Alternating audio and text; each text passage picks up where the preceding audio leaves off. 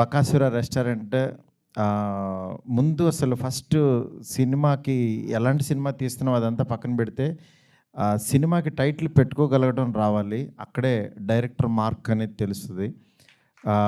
ఎందుకంటే చాలామందికి టైటిల్ పెట్టుకోవడం రాదు. అంటే చాలా మంచి కథ ఇది అని అనుకుంటారు, కానీ టైటిల్ పెట్టుకోగలిగారు అని అంటే సినిమా కూడా బాగానే తీసినట్టు అని అనుకోవచ్చు. ఎందుకంటే టైటిల్ అనేది ఒక విజిటింగ్ కార్డ్ లాంటిది. మేము ఇంత బాగా ఉంటుంది అని ఒక ఇన్విటేషన్ లాగా టైటిల్ ఉపయోగపడుతుంది. అలాంటి ఒక మంచి టైటిల్ బకాసుర రెస్టారెంట్ అని పెట్టారనుకుంటున్నాను నేను. అంటే చూడంగానే ఒక పాజిటివ్ వైబ్ ఉంది దాంట్లో.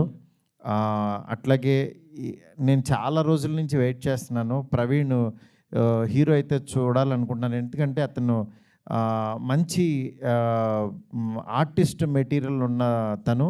చాలామంది యాక్చువల్గా ఏంటంటే కమెడియన్స్ చాలామంది హీరోలుగా వచ్చారు, కానీ ప్రవీణ్కి చాలా టైం పట్టింది దీనికి రావడం కోసం.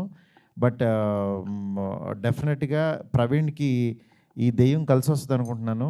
ఎందుకంటే ప్రేమ కథా చిత్రం దగ్గర నుంచి కూడా చాలా సినిమాలు వచ్చినాయి. ఆల్మోస్ట్ అందరికీ దెయ్యం ఎక్కడో చోట న్యాయం చేస్తానే వచ్చింది. అట్లాగే ఈ సినిమాలో కూడా ఈ ప్రొడ్యూసర్కి, డైరెక్టర్కి వీళ్ళందరికీ కూడా చాలా బాగుంటుందని అనుకుంటున్నాను. ఇలాంటి మంచి కాన్సెప్ట్తో వస్తున్న ఈ సినిమా డెఫినెట్గా ఆడియన్స్ అందరికీ నచ్చుతుంది అనుకుంటున్నాను. ఎందుకంటే టీజర్ చాలా బాగుంది. ఇక్కడ చాలా పాజిటివ్ వైబ్తో స్టార్ట్ అయింది ఈ సినిమా. డెఫినెట్గా ఈ సినిమా టీం అందరికీ మంచి జరుగుతుందని, పెద్ద హిట్ అవ్వాలని చెప్పి కోరుకుంటున్నాను. Thank you so much.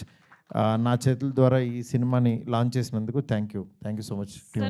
ఒక చిన్న కోరిక మాకు యాజ్ ఎ ఫ్యాన్గా. సో మీరేం అప్డేట్ ఇవ్వలేదు సార్ రాజా సాబ్ గురించి. మేమందరం వెయిట్ చేస్తున్నాము. ఏదైనా చిన్న మెనూలో నేను ఇస్తానని అడిగారా మీరు? నేను ఏదైతే ఫుడ్ తీసుకొస్తాను అన్నానో అలా తీసుకొచ్చాను. మీరు ఒక చిన్న అప్డేట్ ఇస్తే మీ ఫ్యాన్స్ అందరూ హ్యాపీ ఫీల్ అవుతారు. యాజ్ ఎ ఫ్యాన్గా నేను కూడా హ్యాపీ ఫీల్ అవుతాను. ఇస్తానండి, డెఫినెట్గా ఇస్తాను.